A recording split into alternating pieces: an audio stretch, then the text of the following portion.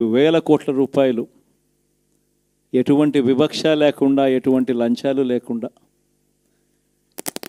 ఏ నెలలో ఏమిస్తామో అని ముందే చెప్పి క్యాలెండర్ ప్రకటించి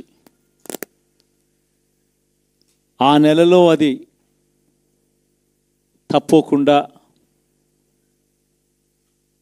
ప్రతి సంవత్సరం తూచా తప్పకుండా ప్రతి సంవత్సరం అది జరిగేట్టుగా చేస్తూ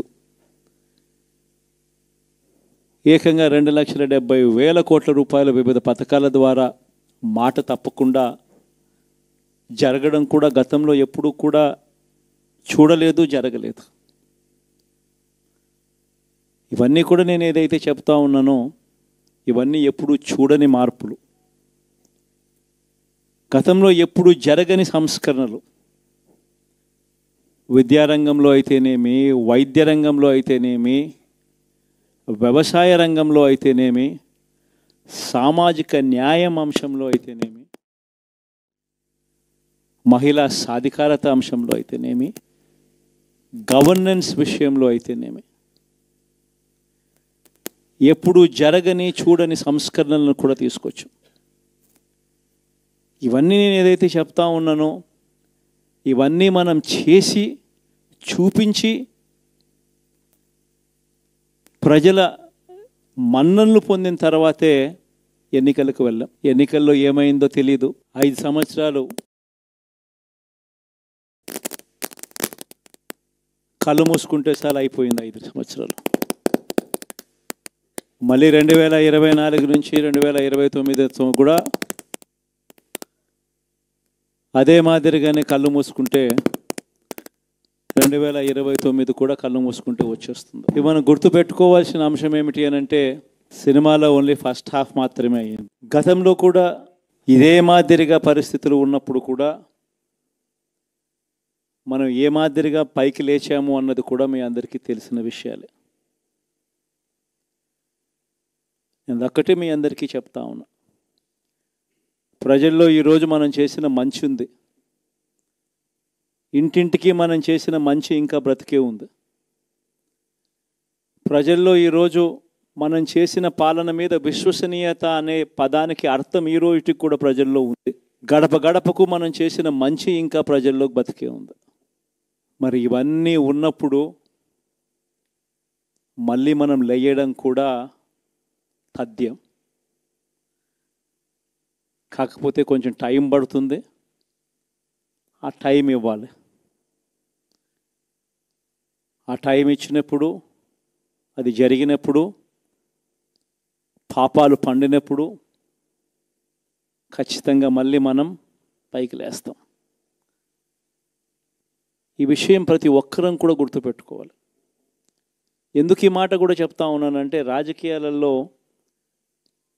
అన్నిటికన్నా ముఖ్యమైన అంశం క్యారెక్టర్, విలువలు, విశ్వసనీయత. ఈ పదాలకు అర్థం తెలిసి ఉండడం రాజకీయాలలో చాలా అవసరం. రాజకీయం అంటే ఎల్లవేళలా అధికారమే కాదు. అధికారంలో లేనప్పుడు కష్టాలు ఖచ్చితంగా వస్తాయి. కానీ ఖచ్చితంగా కష్టాలు వచ్చినప్పుడు మనం ఖచ్చితంగా ఏ రకంగా రియాక్ట్ అవుతామన్నది మన చేతుల్లో ఉంది. విలువలు, విశ్వసనీయత లేని మనిషిగా రాజకీయాలు చేద్దామా, లేదా కష్టాలు వచ్చినప్పుడు ఆ కష్టాలను ఎదుర్కొని హుందాగా నిలబడుతూ మళ్ళీ 5 సంవత్సరాలు కళ్ళు మూసుకుంటే 5 సంవత్సరాలు అయిపోతాయి, మళ్ళీ 5 సంవత్సరాల తర్వాత మన పాలన వస్తుంది, మన ప్రభుత్వం వస్తుంది, అప్పుడు మళ్ళీ మనమే ఆందోళన ఎక్కుతామన్నది కూడా గుర్తుపెట్టుకొని అడుగులు వేస్తామా అన్నది మనలో ప్రతి ఒక్కరూ కూడా ఆలోచన చేసుకోవాలి. ఇదే మన ప్రభుత్వం అధికారంలో ఉన్నప్పుడు కులం చూడలేదు, మతం చూడలేదు, ప్రాంతం చూడలేదు, రాజకీయాలు చూడలేదు, చివరికి ఏ పార్టీకి ఎవరు ఓటు వేశారు అన్నది కూడా చూడకుండా ప్రతి పథకము కూడా డోర్ డెలివరీ చేయించాం. మనం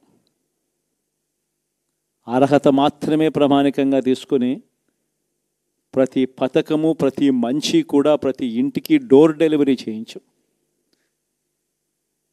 అలా ప్రతి మంచి, ప్రతి పథకము డోర్ డెలివరీ చేసిన ప్రభుత్వం మనదైతే, పాలన మందైతే, ఈరోజు కేవలం వాళ్ళ పార్టీకి ఓటు వేయలేదు అని మాత్రమే ఓటుకు వేయకపోవడమే పాపం అన్నట్టుగా ఈరోజు రావణ కాష్టం సృష్టిస్తూ ఉన్నారు, విధ్వంసం చేస్తూ ఉన్నారు, ఆస్తులు నష్టం చేస్తున్నారు, కొడతా ఉన్నారు, అవమానిస్తూ ఉన్నారు. ఇవన్నీ శిశుపాలుని పాపాల్లో భాగాలుగా ఇవన్నీ అప్పుడే పాపాలు మొదలయ్యాయి.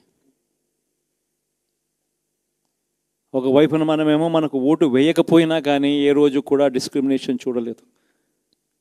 అటువంటి వాళ్లకు కూడా మనం డోర్ డెలివరీ చేసిన ప్రభుత్వం పాలన మందైతే ఈరోజు కేవలం ఓటు వేయలేదన్న ఒకే ఒక కారణంతో ఏకంగా కొడతా ఉన్న పాలన వీళ్ళది. ఈ పాపం ఊరికే పోదు. రెండవ పాపం చంద్రబాబుది కూడా అప్పుడే పండింది. బహుశా కేంద్రం ఈ రకమైన కేంద్రంలో ఈ రకమైన పరిస్థితులు బహుశా ఎప్పుడు ఉండిండవేమో. ఈ రకంగా కేంద్రంలో 240 ఎంపీలు మాత్రమే వచ్చిన పరిస్థితులు, రాష్ట్రంలో ఏకంగా వీళ్ళకు కూడా ఈ మాదిరిగా మంచి నెంబర్లు వచ్చిన పరిస్థితులు, ఎన్డీఏలో మళ్ళీ చక్రం తిప్పుతా ఉన్న పరిస్థితులు. ఇలాంటి పరిస్థితుల్లో కూడా ప్రత్యేక హోదాను అడక్కపోవడం చంద్రబాబు చేసిన మరో పాపానికి కూడా మరో నాంది. ఇలాంటి పరిస్థితుల్లో కూడా ప్రత్యేక హోదా మనం అడిగి తెచ్చుకోలేకపోతే రాష్ట్రంలో ఏ ఒక్క యువకుడు కూడా క్షమించడు చంద్రబాబు నాయుడు. మనం కొంచెం ఈ పాపాలు పండేదాకా మనం గట్టిగా దీన్ని నిలబడగలిగితే, ముందుకు తీసుకొని పోగలిగితే ఈ పోరాటాన్ని ఆటోమేటిక్గా శిశుపాలుని 100 పాపాలు ఫాస్ట్గా ఎరోడ్ అయిపోతాయి. అంటే ప్రతి ఒక్కరూ ఈ విషయాలన్నీ గుర్తుపెట్టుకోమని కోరుతాం. ఎన్ని బహుశా నేను చెప్పేటివన్నీ కూడా మీ అందరికీ కూడా తెలియనేటివి కాదు. కేవలం నేను మీ అందరికీ గుర్తు మాత్రమే చేస్తా ఉన్నా. కష్టాలు రావడం అన్నది సర్వసహజం. కష్టాలు ఇలా మనం ఎదుర్కొని నిలబడడం అన్నది మన చేతుల్లో ఉన్న అంశం అన్నది మాత్రం ఖచ్చితంగా ప్రతి ఒక్కరూ గుర్తుపెట్టుకోమని మీ అందరితో కూడా కోరుతా ఉన్నాను. శాసనసభలో, చట్టసభలో మీ సభే అన్నిటికన్నా ముఖ్యమైన సభ అవుతుంది. ఓటు వేయలేదు అన్న ఒకే ఒక కారణంతో మనుషుల్నే కొడతా ఉన్న పరిస్థితుల్లో, మనుషుల్ని అవమానిస్తూ ఉన్న పరిస్థితుల్లో, మనుషుల్నే బలవంతంగా ఆస్తి నష్టం చేస్తూ ఉన్న పరిస్థితుల్లో ఇక ప్రతిపక్షం ఉన్నది ఒకటే ఒక పార్టీ, ఆ పార్టీకి అవకాశం ఇవ్వాలా అన్న కనీస నైతిక విలువలు వాళ్ళు పాటిస్తారన్న నమ్మకం నాకైతే లేదు. కాబట్టి మీరు చేయాల్సిన పాత్ర గొప్పది, చాలా ఉంది అన్నది మాత్రం గుర్తుపెట్టుకోండి. రాబోయే రోజుల్లో యాక్టివిటీ లెవెల్స్ అనేది ఆటోమేటిక్లీ పెరుగుతాయి. రాష్ట్ర వ్యాప్తంగా ఉన్న కార్యకర్తలందరినీ ఎవరినైతే వాళ్ళు ఇబ్బందులు పెట్టారో ఖచ్చితంగా వాళ్ళందరికీ మనోధైర్యం ఇస్తూ వాళ్ళ గ్రామాలకు వెళ్ళి వాళ్ళకు తోడుగా ఉండే కార్యక్రమాలు చేసే కార్యక్రమాలు జరుగుతాయి. రాబోయే రోజుల్లో ఇంకా టైం గడిచే కొద్దీ ప్రజల్లోకి వెళ్ళే కార్యక్రమాలు ఇంకా ముమ్మరం అవుతూ పోతాయి. చివరికి ప్రజల్లోనే ఉంటాం. ప్రజలతో కలిసి పోరాడే కార్యక్రమం వేగంగా టైం గడిచే కొద్దీ మనము వేగంగా అడుగులు ముందుకు వేస్తాం. ఒకటి మీ అందరికీ చెప్తా ఉన్నా, ఏకంగా 14 నెలలు పాదయాత్రలు చేశాం. ఆ వయసు ఈ రోజుటికి నాకుంది. ఆ సత్తువ ఈ రోజుటికి నాకుంది. కాబట్టి మీరు మాత్రం ప్రతి ఒక్కరూ గుర్తుపెట్టుకోండి, ఆ టైం వచ్చేదాకా మీ పాత్ర చాలా కీలకం. ప్రతి ఒక్కరూ ఈ విషయాన్ని మాత్రం